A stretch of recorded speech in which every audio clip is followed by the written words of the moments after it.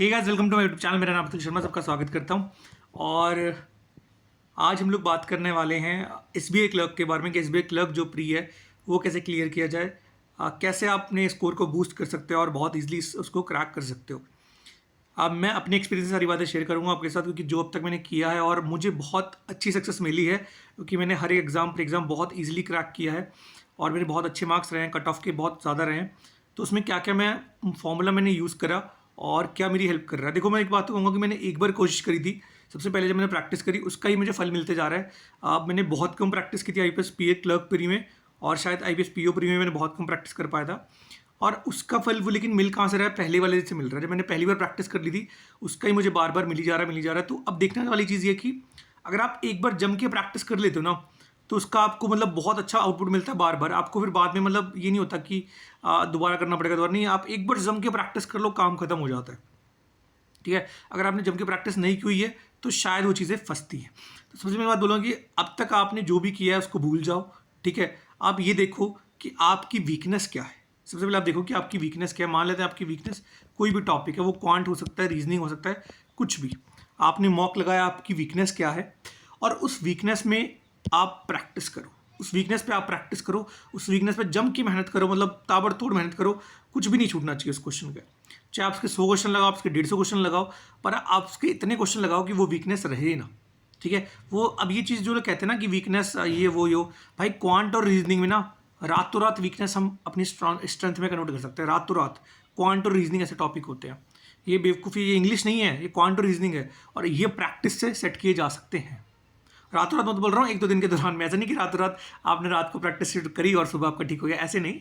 मतलब 2-3 दिन के ड्यूरेशन में आराम से चेंज किया जा सकता है। इनको अपनी वीकनेस से स्ट्रेंथ में बदला जा सकता है, बट शर्त यह है कि आप प्रैक्टिस बहुत अच्छी खासी करो उन टॉपिक्स की। सबसे पहली बात कि अपनी वीकनेस आइडेंटिफाई करो कि अगर आपके मतलब मान लेते हैं आपके 60 नंबर तक आ रहे हैं, एवरेज स्कोर बता रहा हूँ, काफ़ी लोगों के 50-60 नंबर आ रहे होंगे आईपीएस क्लर्क में। अब हमें पहुँचना कहाँ तक है?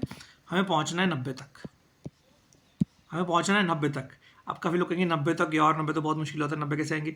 अब देखो भाई, मेरी बात सुनो। आपने मॉक टेस्ट में पहुंचना है 80 तक, तो आप एग्जाम में 90 तक पहुंच जाओगे, मैं गारंटी देता हूँ। क्यों?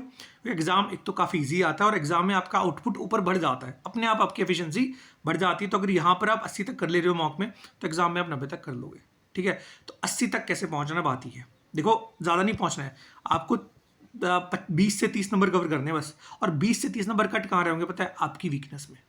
ये चीज़ समझनी है, कहाँ कट रहे हैं 20 से 30 वीकनेस नंबर? आपकी वीकनेस में। तो अब आपने क्या करना है? अपना शेड्यूल बनाना है। किस अकॉर्डिंग? देखो, आपने देखा कि आपकी वीकनेस क्या है। ठीक है जी, आपके पास जितना भी टाइम है उस पर डिनोट कैसे करना है? अपनी वीकनेस पर प्लस मॉक पर, अपनी वीकनेस पर प्लस मॉक पर, फिर अपनी वीकनेस, फिर मॉक पर। ये कैसे करना है बताता हूँ आपको। जैसे आपके मान लो क्वांट में कोई वीकनेस है, सपोज करते हैं क्वाड्रेटिक है। क्वाड्रेटिक में आपके नंबर बढ़ ही नहीं रहे हैं, वो हमेशा आपसे गलत हो जाती है। तो आपने क्वाड्रेटिक पे काम करना आधा एक घंटा, फिर एक मॉक लगा देना है। फिर मान लेते हैं इंग्लिश में आपकी वीकनेस है, क्या कहते हैं, पैराग्राफ, वो पैराग्राफ जंबल टू पैराग्राफ जो होते हैं उनको करना। ठीक है, वो सॉल्व करे आधा घंटा, 15-20 करे क्वेश्चन, और फिर आपने एक मॉक लगा दिया। फिर आपकी रीजनिंग पे, आपकी रीजनिंग की वीकनेस हो सकती है, इनइक्वालिटीज़ हो गई या पजल्स नहीं आ रही, आपको इस पर काम करा और फिर एक मॉक लगा दिया। ये चीज़ें ऐसे काम करो। ठीक है, अब काफ़ी लोग की होती है कि भैया वीकनेस हमारी हुई है लेकिन ठीक नहीं हो रही है। देखो, ठीक हो जाएगी, उन चीज़ों में टाइम लगता है। आपके पास अभी भी टाइम है, आपके काफ़ी लोगों के पास 10-12 टाइम है, उससे ज़्यादा भी लोगों के पास टाइम बहुत ज़्यादा है।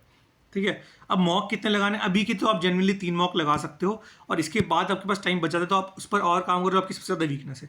जैसे कुछ लोगों की डीआ या पजल बहुत वीक होती है, डीआ या पजल वीक होती है। तो अगर आपको जो मैंने पिछली वाली बताई, weakness plus mock, weakness plus mock, weakness plus mock, उसके बाद अगर टाइम बच जाता है तो आप अपनी इन दोनों चीज़ों पे काम करो, क्योंकि ये सबकी वीकनेस होती है। अगर आपको लगता है आपकी डीआई वीक जा रही है तो इस पर काम करो, पजल वीक जा रही है तो इस पर, या अगर आपको लगता है कि आपकी अर्थमेटिक कमजोर जा रही है तो इस पर काम करो।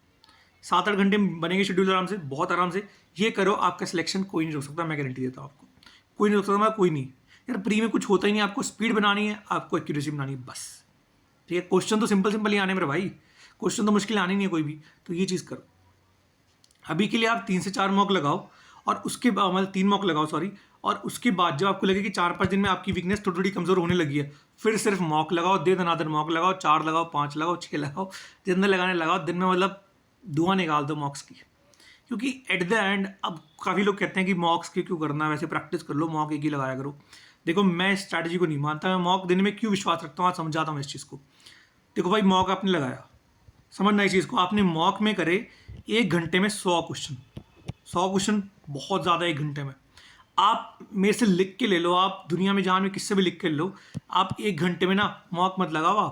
आप एक काम करो, कोई भी क्वेश्चन पकड़ लो, आप 1 घंटे में 30 क्वेश्चन पर पाओगे सिर्फ मैथ के, क्वांटिटी से 30। यहाँ पे अपने क्वांटिटी 35 कर देंगे, लेकिन अगर वही आप 1 घंटे में बिना टाइमर के, बिना कुछ आराम से कर पाओगे ना, बैठ के कोई बुक से सॉल्व करोगे या कहीं सॉल्व करोगे, तो आप 1 घंटे में 30 क्वेश्चन नहीं कर पाओगे। मैं लिख के देता हूँ आपको, ये एफिशिएंसी होती है। अगर आप मॉक लगाते हो आपकी एफिशिएंसी बहुत बढ़ जाती है, आप मॉक नहीं लगाते आपकी एफिशिएंसी कम हो जाती है। ठीक है, ये सब चीज़ों के लिए एलिजिबल है। आप मैं अगर सॉरी अप्लाई है, एप्लीकेबल है, तो मैं भी क्या करता हूँ, जब मैं मीन्स के मॉक लगाता हूँ, कोई मॉक लगाता हूँ, मैं देखता हूँ कि अगर मैं 2 घंटे 3 घंटे मीन्स के मॉक में दे रहा हूँ, अगर मैं मॉक नहीं लगाता हूँ, मैं 3 घंटे में सिर्फ मतलब मान लो हाथ मार के 15 पजल कर ली, 15 बोझा मतलब 7-8 पजल कर ली, बस इतना ही काम होता है। मीन्स की पजल बहुत 7-8 पजल कर ली 3 घंटे में, या 10-12 DI कर ली। बहुत बहुत ज़्यादा टाइम लगता है उन चीज़ों में, और उसमें क्या होता है कि आपकी एफिशिएंसी बहुत लो हो जाती है।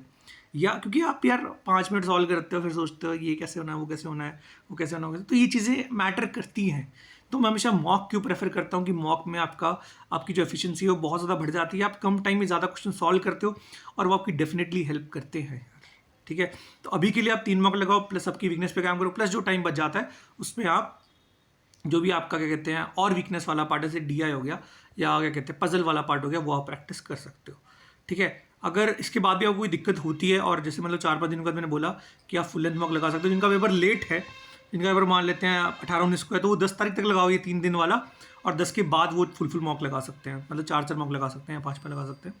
और जिनका पेपर और भी लेट है, जैसे मेरे जैसे 25 का पेपर है, तो वो 18 तक फॉलो करोगे 3 दिन वाली रूटीन, और वो लगा सकते हैं। और जिनका पेपर है ही नहीं, मतलब जिनका मेंस भी है, IPS PO मेंस भी है और SBI क्लर्क भी है, तो उनके लिए मैं एक चीज़ बोलूँगा, हमेशा याद रखना कि आपकी प्रिपरेशन हो रही है, बट आपकी स्पीड छूट रही है। ठीक है, प्रिपरेशन हो रही है आपकी, आप क्वांट रीजनिंग पढ़ रहे हो, आपकी प्रिपरेशन हो रही है, बट आपकी स्पीड छूट रही है। बस स्पीड को काबू में रखना है। तो आपने क्या करना है, आपने डेली 1 मॉक तो लगा ही देना है, और साथ साथ आपने आधा घंटा स्पीड मैथ्स पे काम करना है। बस आपने कुछ नहीं करना। आपने अगर अच्छे से पढ़ाई कर रखी है, पहले आप मीन्स तक पहुंच चुके हो, तो आपका डेफिनेटली क्लियर हो जाएगा, आपको नहीं रोक सकता कोई भी। और मैं क्यों बोल रहा हूँ कि 90 तक आपने स्कोर करना है, क्योंकि कट ऑफ आप देख ही रहे हो, बहुत ज़्यादा कट ऑफ जाने वाली है। कुछ स्टेट में तो वैकेंसी बहुत कम है, तो उनमें तो मुश्किल ही है। लेकिन मैं जनरल स्टेट की बात करूँ, उनमें 100-150 वैकेंसी है, तो उनमें लगभग 90 के आसपास कट ऑफ जाएगी शायद, तो उसके लिए प्रिपेयर रहो। तो यही इस वीडियो में, अगर आपको फिर भी कोई डाउट है, किसी चीज़ के बारे में पूछना है, तो आप प्लीज़ कमेंट कर सकते हो, या मैं अपना टेलीग्राम लिंक डाल दूंगा खुद का पर्सनल, डिस्क्रिप्शन में डाल दूंगा, कमेंट में पिन कर दूंगा, तो आप उस पर भी मैसेज कर सकते हो, मैं आपको रिप्लाई कर दूंगा। थैंक यू सो मच, फिर मिलेंगे जल्दी अगले वीडियो में, जब तक के लिए bye, all the best for preparation, bye, फिर मिलेंगे जल्दी, जब तक के लिए बाय।